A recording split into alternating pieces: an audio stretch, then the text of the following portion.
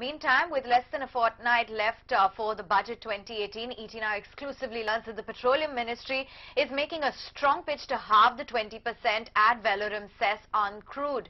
In budget 2016, which coincided with a low oil price regime of around $40 per barrel, the Central Exchequer had converted the fixed cess of 4,500 per ton to 20% ad valorem on domestically produced crude. My colleague Rituparna Nath joins in. Rituparna, what exactly are you picking up? So with few days left for the budget, the Petroleum Ministry has made a presentation to the Finance Ministry and have demanded a 50% cut on the 20% oil cess that the upstream oil companies pay for domestically produced oil, which means they have asked the Petroleum Ministry has asked the Finance Ministry to bring down the 20% oil cess to 8 to 10% as it is affecting the profit margins of upstream oil companies.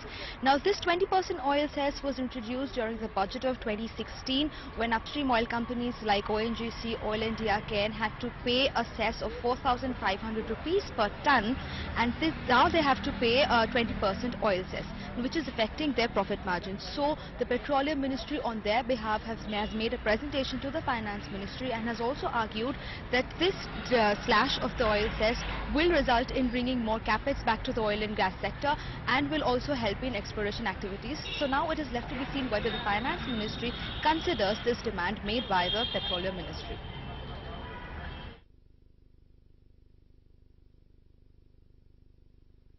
Okay, Rituparna, thanks very much for giving us all of those details with respect to a 50% cut perhaps in the oil cess that could potentially be on the radar.